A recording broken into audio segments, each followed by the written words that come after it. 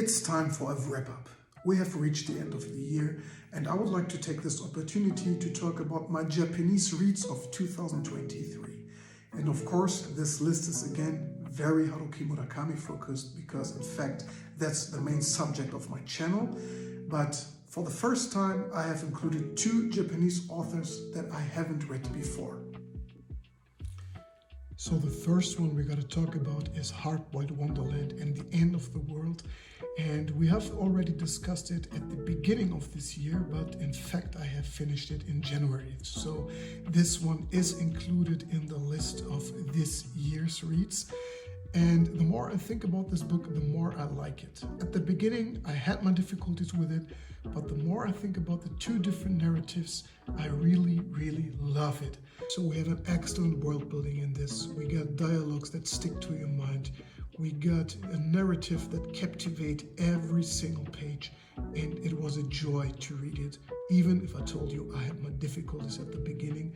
And I would not recommend this one as a start into Murakami's world. Read something before, because it is Murakami at the fullest, and everyone that likes Haruki Murakami will love this one. It is underrated, but it is among the fans' most favorite books, and I will definitely recommend it to anyone who asks me what to read after they have finished stuff like Kafka on the Shore or 1Q84, because this one has to be included in every top 10 of Murakami rankings. So for this one, a big thumbs up. If you would like to see my full review, go check out my YouTube channel. It has been uploaded in January, as I told you at the beginning of this year, and it is called The Imperfect Perfection of Hardboiled Wonderland and the End of the World. The next one is one of his most famous books. It's the Windup Bird Chronicle. And you will ask me why I read this book so late. It is simply because this one here is a retranslation.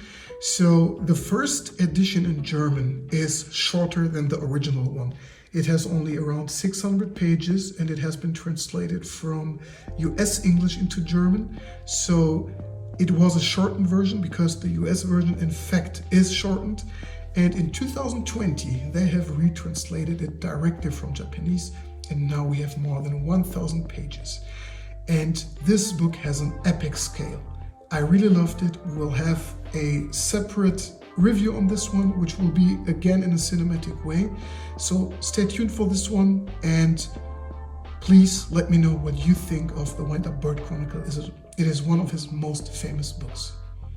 The next one on this year's list is Dance, Dance, Dance. And as you can see, the German title is a little bit different. It is Dance with the Sheepman. So at this point, this could be a spoiler for those who haven't read it. It is a continuation of the Red Trilogy. And this one is Haruki Murakami Unhinged. I really like the book, but it is very difficult for those who haven't read him before. And as I told you about Hardboiled Wonderland, I would not recommend this one as a start. So please read this book if you are aware of his narration style, because here everything is pushed to the fullest. I have uploaded a review on this one as well. It was last month, so just visit my YouTube channel to see this. Next on this list, we have South of the Border, West of the Sun. And it was my third read of this book because I really love it. It is one of my most favorite Murakami books. It is full of love, full of passion, but also features a main character that you won't even like. It is one of those books that will leave you with an open mouth, not because so many things happen, but because of the double standard it is leading us into. And I will also recommend this to anyone who will ask me what to start with at first, because this one features not too much magical realism. It is a pure love story. It is a story about life, and you should read this one if you would like to have a first access on Japanese literature. Next on the list, and introducing for the very first time, is Mieko Kawakami with Heaven. And Heaven is one of those books that will leave you with an open mouth. It covers subjects like bullying, sense of life, friendship, but also like roles in our society. It has a very fresh narration style. It is written from the perspective of a 15-year-old teenage boy. And it was a good decision to read this one in English. It was my first English read since ages, because I generally read in German. But as the language here is quite easy to understand, I can definitely recommend it to read it in English if it hasn't been translated into your language already. It will leave you, as I told you, like a punch in your face. It is a very heavy book, but it will also leave you with a good feeling at the end. I can definitely recommend Heaven by Mieko Kawakami, and I can't wait for her other books to read. Last but not least, we have Sayaka Murata with Convenience Store Woman, and this was a very quick read. It has only around 120 pages in the German version. It is a book that will make you think. It has a fresh narration just like Mieko Kawakami, but totally different, because it is again written from a perspective of a person that we are not used to meet.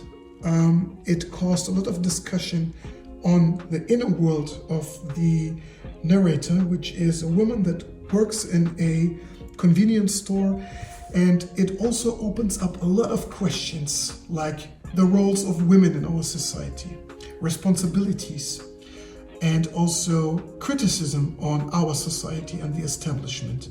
I can definitely recommend this one. I am currently reading Earthlings, and I will tell you more about Earthlings in January. So these were my Japanese reads of 2023. Let me know how you liked the list, if you can recommend me anything more, or if there's anything included in this list that you have read already and you would like to discuss with me, just use the comment section. What is coming for next year? We have The City and Its Uncertain Walls, which I will read in January, so it will be releasing on January 12th, which is Haruki Murakami's birthday. And I think you can imagine how hyped I am on this one. And you will get my review on YouTube as quickly as possible. But we will also continue with Mieko Kawakami and Sayaka Murata, and we will also add some more Japanese authors. Also, I am working on the 1Q84 documentary, so please stay tuned on everything. If you are not following, please do so. More stuff is coming soon. Until then, I am wishing you a very good end of the year. Stay healthy, never stop reading, and see you soon. Bye.